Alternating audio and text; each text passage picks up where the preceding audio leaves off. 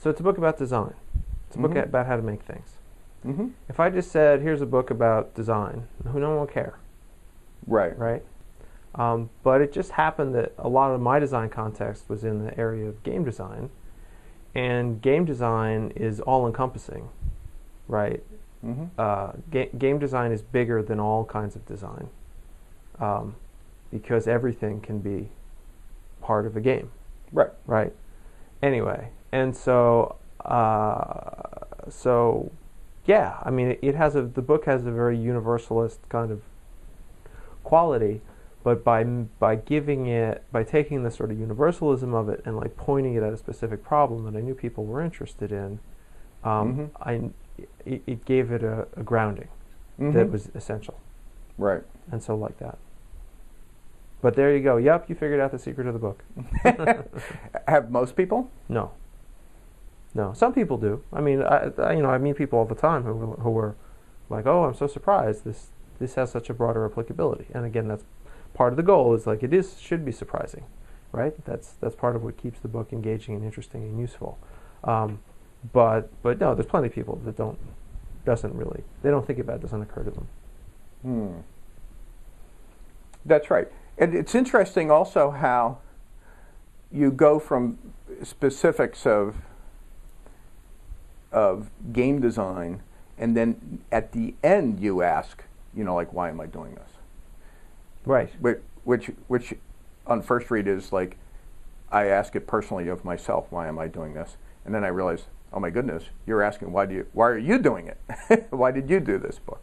So did you discover as you were going along, as so often happens in life, right? Life is this infinite game in which you don't know the rules, you learn them as you go, right? Did you discover you were writing that more general book as you went along, or did you start out saying, I'm writing a book about life? The book actually, before, it's funny, it used to be a much broader book when it was in its earlier development. The original title was Understanding Entertainment, and it was really just meant to be a book about why do people like what they like and how to make things that people like. Right. And in talking to the publisher, they're like, who wants to buy that? No one teaches a class in that. Right. But everybody's trying to teach a class in game design, and even you're teaching a class in game design. Why don't you do a book about game design? And I thought, I don't want to do a thing on game design. It's very narrow and blah, blah, blah. But then I thought, well, it doesn't have to be narrow, and all these things are useful for game design. So why don't I take this broader concept and put it in the context of game design? And as I started exploring that, I found that was working really well.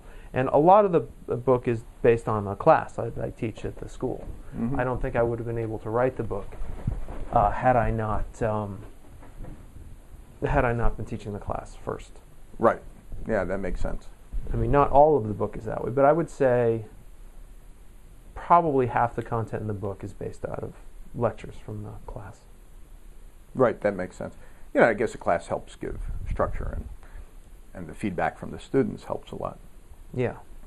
Now, so have you thought about doing a search and replace on life for a game and see what the book reads like? Oh, no, it's a funny idea. No, it's certainly something I've thought about a lot. Some parts make more sense than others in terms of that.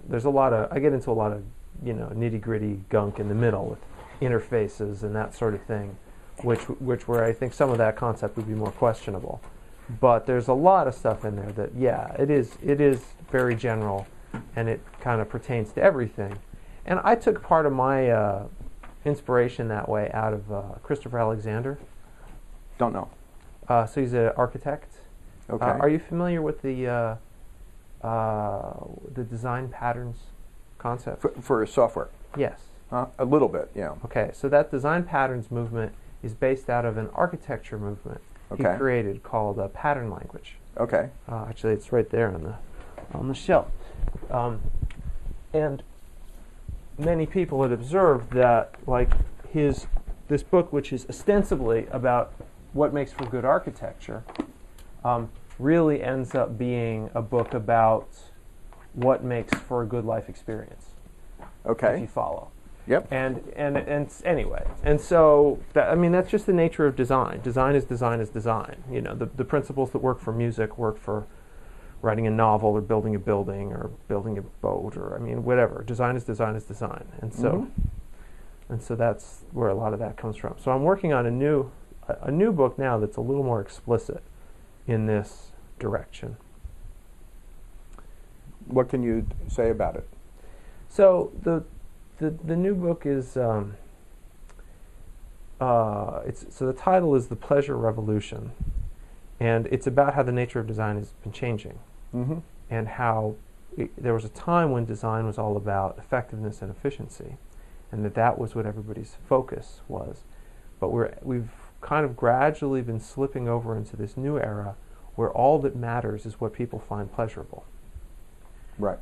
And the weird part about that is we have only the slipperiest grasp on what it is that people find pleasurable.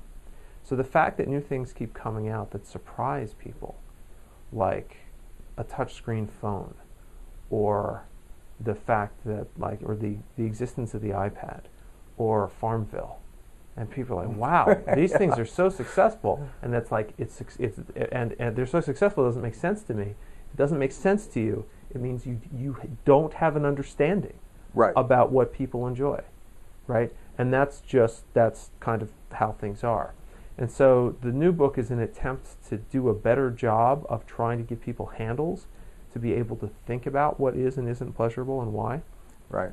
And so it kind of, but it has some kind of connection in games, because what separates game designers from other designers is the entire purpose of a game is to be pleasurable. Right. There's almost no thought of efficiency or effectiveness in game design.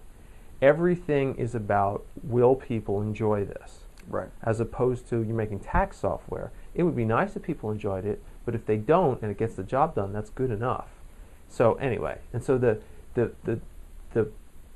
sort of where this book kind of gets to is game designers know things that other people don't know because this is what they think about all day. Right. And if the whole world really is slipping over into this, pleasure is more important than efficiency, then studying the game designers is probably a useful thing to do because they're out pioneering. You have to ask yourself the question of, what's my goal? That's what it ultimately comes down to. Is like, what is my goal? What do I want? And that's the question, right? And I put it at the end of the book. Right. Why are you doing this? What are you trying to do? Because most people don't think about that. They don't get there. And so, like anything like that is you have to figure out what it is you think you want, and then you have to come up with best strategies to pursue it. And that's, I don't know, that's pretty much all there is. I think that you've mapped the world in the way I see, or you present it in this book in the way I see it actually play out for people. So you say game design is the act of deciding what a game should be, right? So if we replace game with life design is the act of deciding what a life should be. I can't think of a better definition, right? Okay, I mean, sure. it's the process itself. It's Sure. not the goal, right? Sure. And then what people do is they pick something and they start doing it. And then as they go along, they start questioning why they're doing it, right? So a lot of the typical thing is people pick something to make a living, and then as they start doing it, they start questioning, am I having fun? And then they start asking, my dad, by the way, was a sculptor. So he didn't give me many of the lessons you're describing, except by sort of osmosis. But some of the explicit things he said, one thing he said, for example, is it's easier to make money doing what makes you happy than to buy happiness with the money you make doing what makes you miserable, right?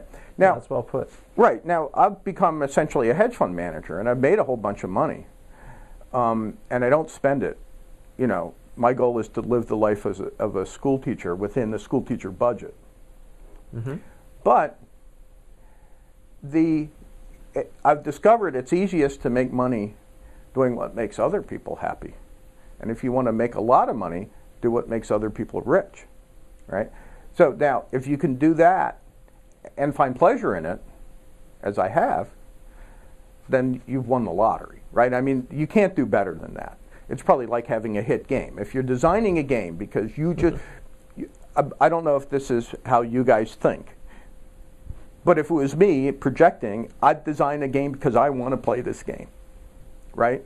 This is the game that I have in my head, and I want to play it. I want to realize it so that I can play it. Just like if I were designing a house, I'd want to design a house I want to live in, not a house necessarily for somebody else, right? Yeah, I always think what Walt Disney used to say, we don't make movies to make money. We make money to make movies. Right. That's something, a phrase I use in our group. Because, you know, making rich people richer isn't very motivational, even if you're the rich person. Though luckily for us, our biggest stakeholder is a pension fund for teachers. So making the retired lives of teachers happier is motivational. But the phrase we use is, I say,